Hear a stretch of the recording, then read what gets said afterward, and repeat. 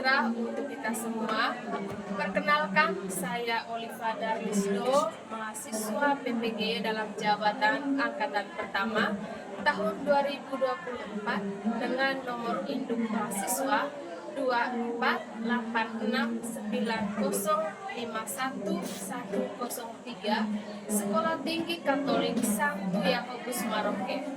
Hari ini Kamis 17 Oktober 2024 melaksanakan ujian kinerja di sekolah asal saya di SMA Negeri 2 Lembor, Kabupaten Manggarai Barat, Provinsi Nusa Tenggara Timur dengan tema Gereja sebagai Umat Allah dengan model pembelajaran problem basic learning. Kepada dosen penguji UKIN, mohon kritik dan saran terhadap video pembelajaran ini untuk perbaikan pada pertemuan dan proses pembelajaran berikutnya. Terima kasih, selamat menyaksikan.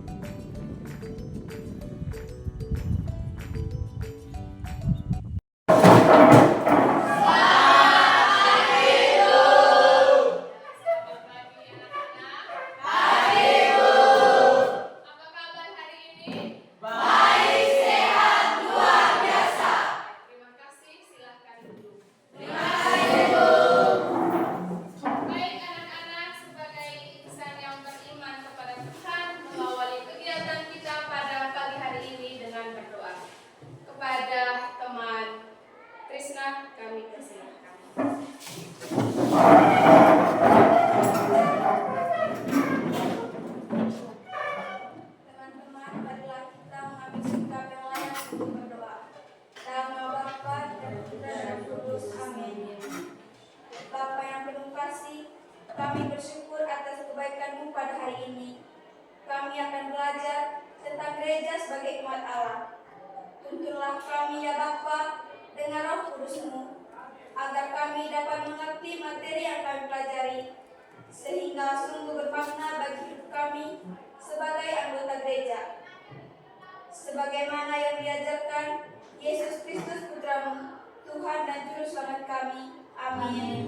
Karena Bapa dan Putra dan Roh Kudus. Amin. Baik, terima kasih. Silakan duduk. Sebelum kita memulai materi kita pagi ini, kita akan cek hadiran. Baik, Fiona, ada Ibu. Arsen, ada Bu. Jelo, ada Bu. Elsa, ada Bu. Trigi, ada Bu. Riana, ada Bu. Baik, terima kasih ya kita hadir semua pada pagi hari ini. Baik. Sekarang kita masuk pada materi kita, itu gereja sebagai umat Allah. Sebelum kita berbicara lebih lanjut tentang gereja sebagai umat Allah, Ibu akan bertanya kepada anak-anak, apa itu gereja? Silakan, siapa yang bisa menjawab? Fiona. Gereja adalah rumah Allah, tempat beribadah, tempat merayakan Ekaristi umat Katolik. Baik, terima kasih. Gereja adalah rumah Allah, tempat beribadah, tempat merayakan Ekaristi bagi umat Katolik. Yang berikut, siapa itu umat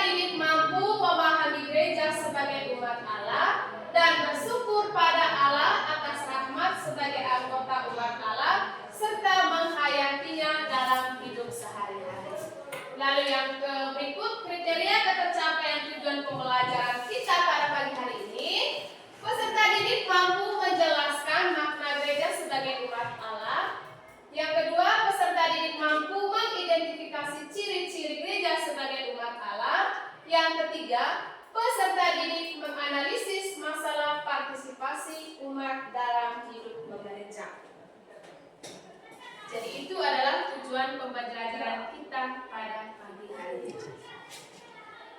Baik adik-adik, saya akan menayangkan sebuah video di mana itu gereja sebagai umat Allah.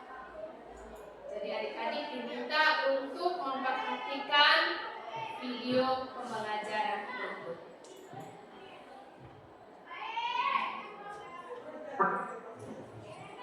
Silakan menyimak ya.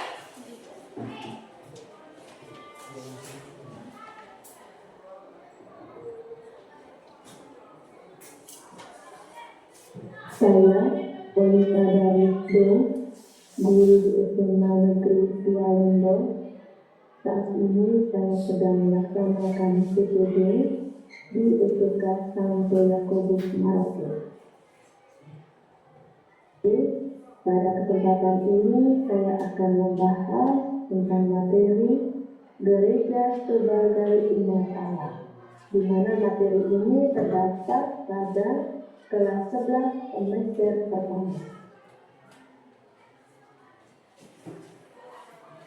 Baik, kita lihat di situ ada dua gambar atau foto. Gambar pertama menunjukkan gedung dan gambar yang kedua menunjukkan bagaimana umat berada di gereja. Nah, kita akan lihat arti gereja sebagai umat Allah. Gereja sebagai umat Allah menunjuk pada umat yang dipanggil dan dipimpin oleh Allah sendiri telah berlangsung sejak lama dan menjadi sempurna oleh karena Kristus menuju kesaksian paripurna sebagai umat yang baru. Kedua, ciri-ciri gereja sebagai umat Allah. Ciri-ciri yang pertama, umat Allah terlihat dalam panggilan dan inisiatif Allah sendiri. Ciri-ciri yang kedua, adanya hubungan yang mesra antara manusia dengan Allah.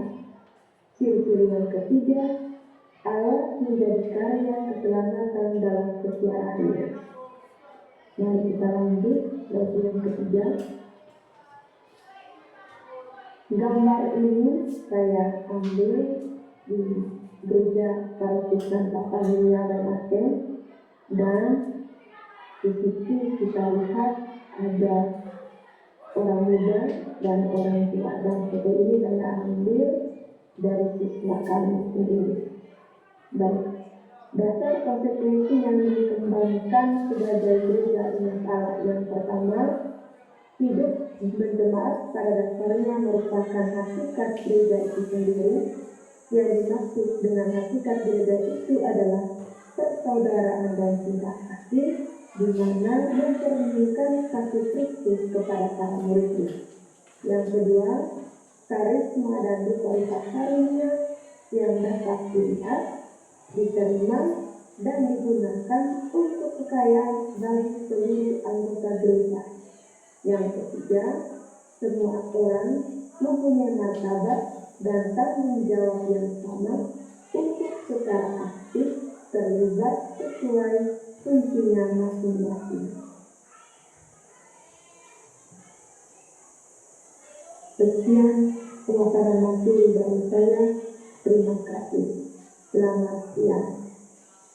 Baik anak-anak sekalian, setelah melihat tadi atau mendengar video tersebut, jadi kita diminta untuk mendiskusikan beberapa soal yang saya sudah tadikan kepada kalian. Jadi karena itu kita membagi dalam dua kelompok. Kalau di sebelah kanan saya itu kelompok 1 dan di sebelah kiri saya itu adalah kelompok 2. Jadi mari kita masuk dalam kelompok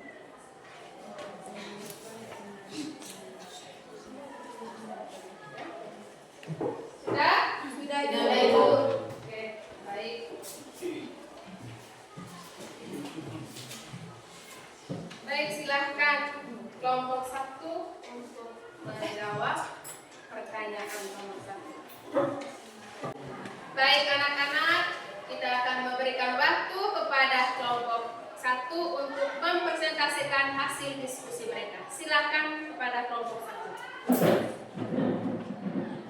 Baik, terima kasih atas waktu dan kesempatan yang telah diberikan kepada kelompok kami.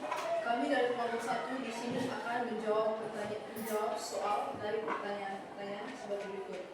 Pertama, bagaimana keterlibatan umat di lingkungan KBG Anda dalam kegiatan-kegiatan hidup menggereja seperti doa kelompok dan katekese umat?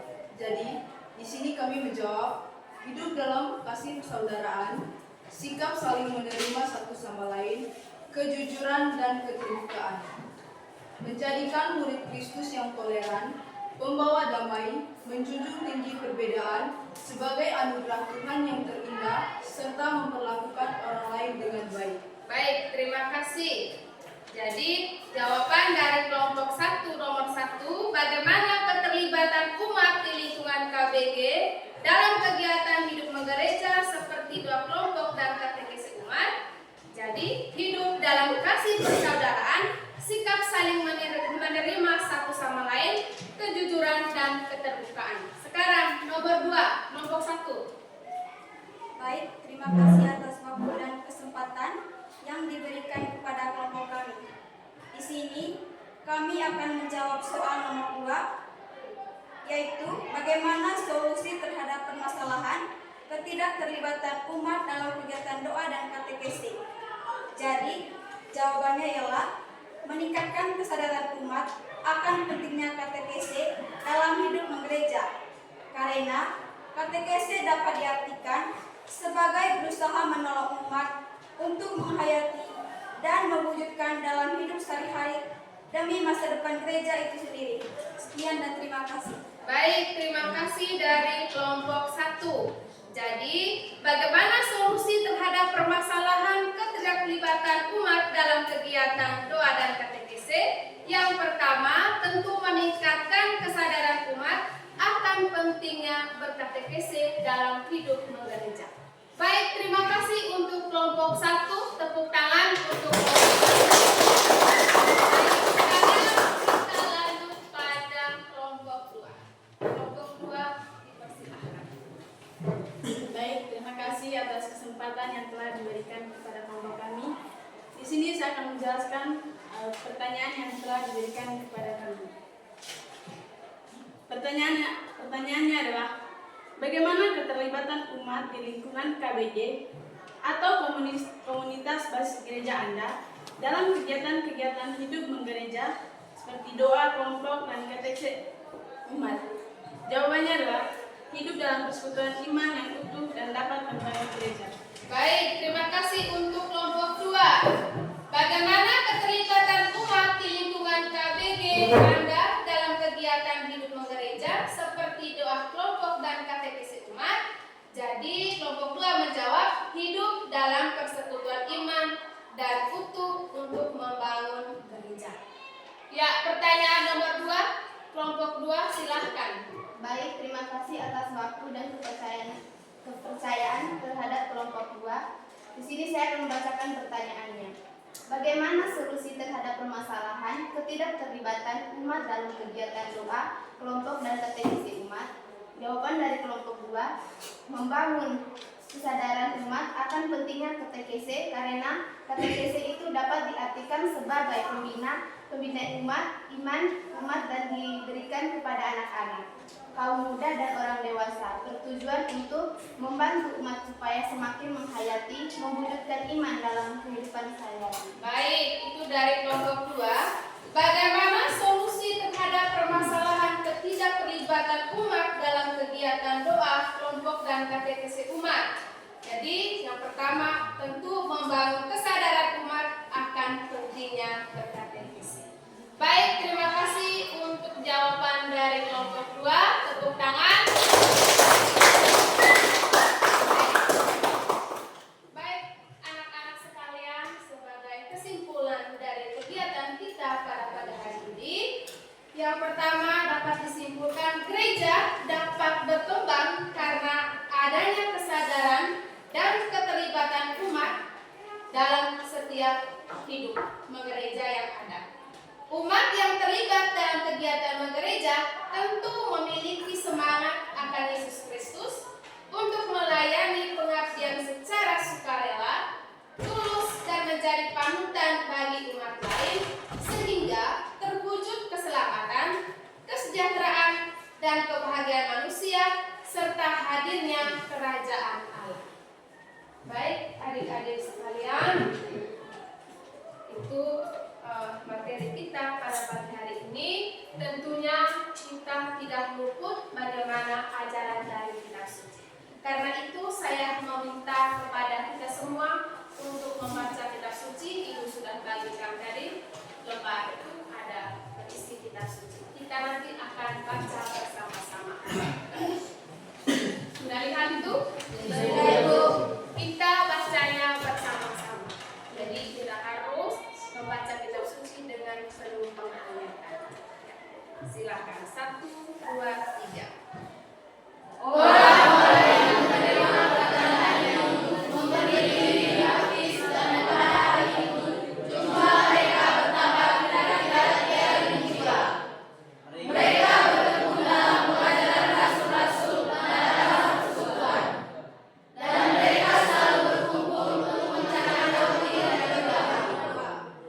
Maka ketakutan mereka semua, sedang rasul-rasul itu mengadakan banyak mukjizat dan tanda.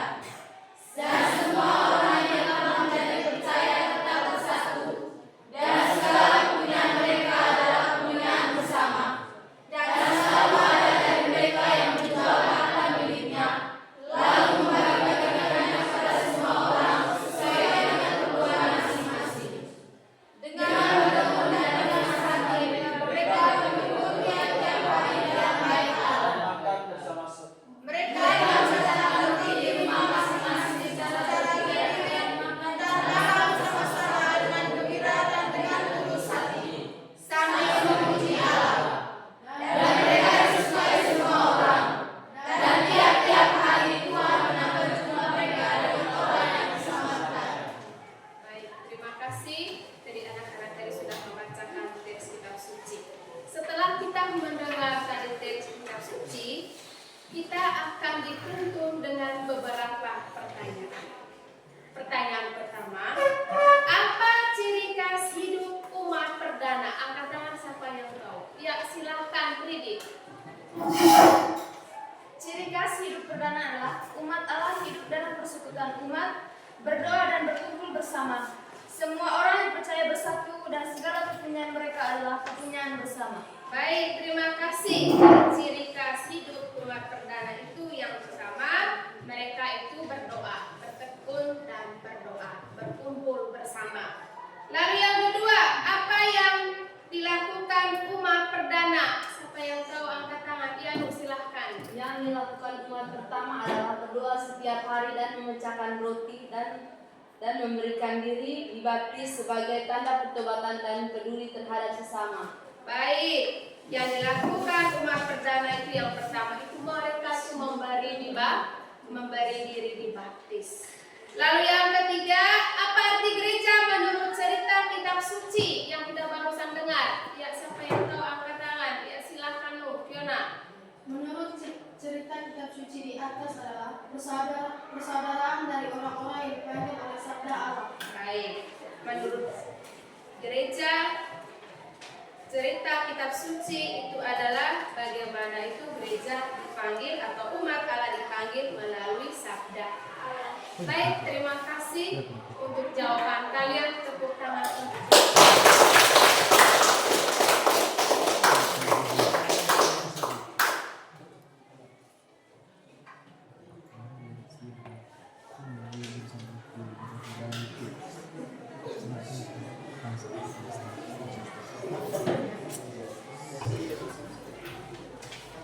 Oke, anak-anak yang terkasih, setelah kita tadi mendengar materi gereja sebagai umat Allah, lalu kita juga mendengar tadi bagaimana itu isi dari kitab suci, yang sekarang kita masuk pada refleksi.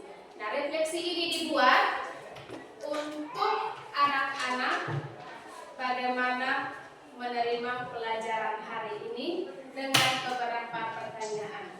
Jadi ini tidak perlu dijawab dan ini akan dijawab dalam hati kalian semua. Jadi apa tadi?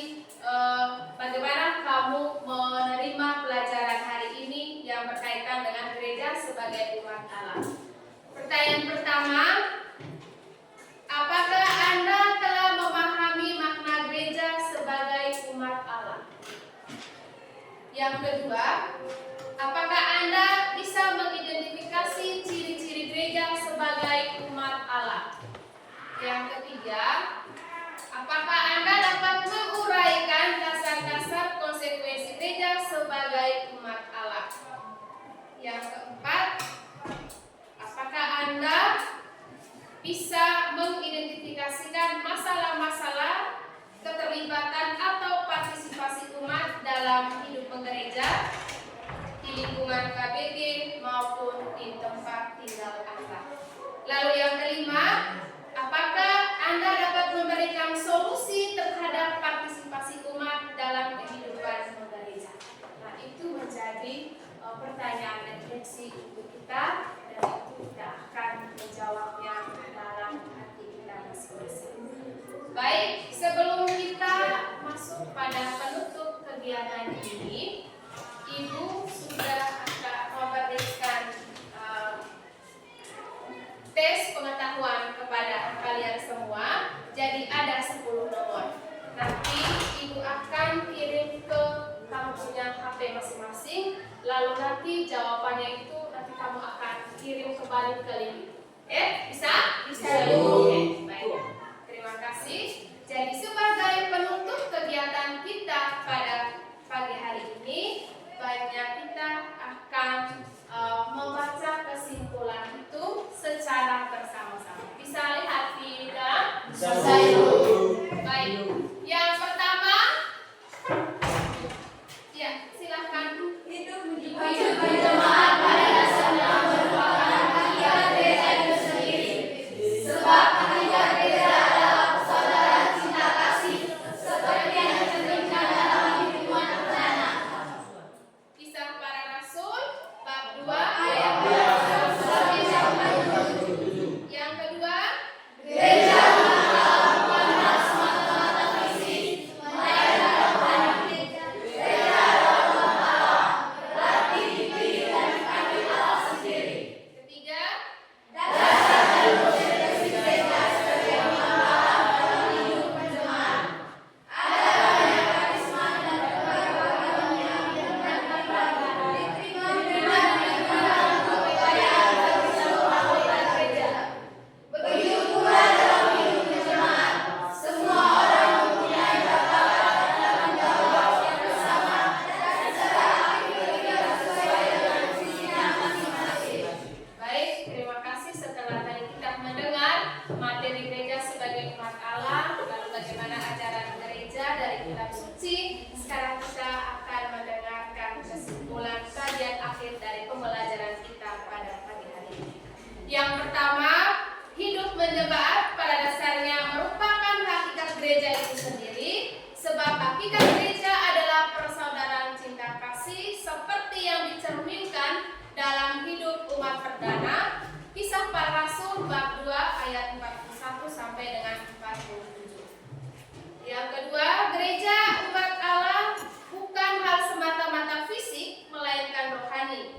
Gereja adalah umat Allah, berarti dipilih dan dipanggil Allah sendiri. Ketiga, dasar dan konsekuensi gereja sebagai umat Allah dalam hidup penjemaat. Ada banyak karisma dan rupa-rupa karunia yang dapat dilihat, diterima, dan digunakan untuk kekayaan bagi seluruh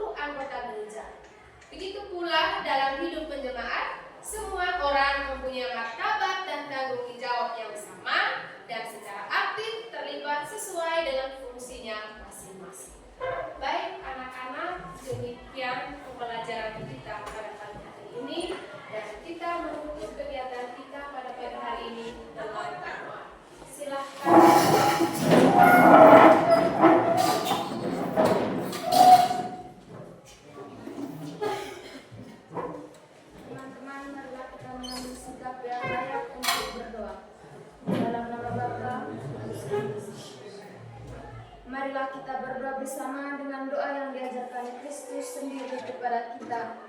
Sama-sama.